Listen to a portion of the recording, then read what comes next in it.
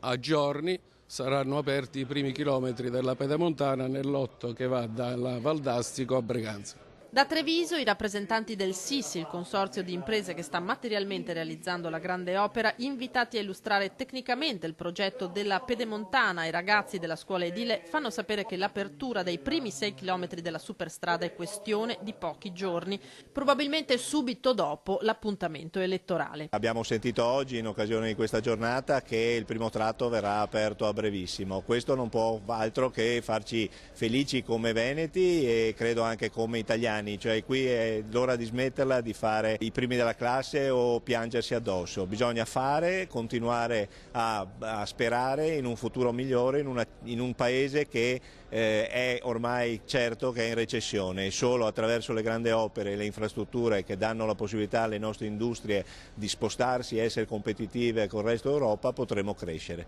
Segnale positivo per il settore anche lo sblocco definitivo del cantiere di Altivole da parte dell'autorità giudiziaria, tratto del lotto trevigiano della superstrada completato quasi per la metà. Il direttore Ruggero è convinto che i tempi di consegna saranno rispettati. Sono 38 chilometri di viabilità principale della Pedemontana Veneta, più qualche chilometro di viabilità secondaria. Siamo in fase di esecuzione su tutte le zone dei 38 chilometri del lotto 3, siamo all'incirca sul 45%, 40-45% delle opere, però stiamo lavorando alacremente per cercare di rispettare le tempistiche che sono state programmate dalla nostra società e dalle regioni.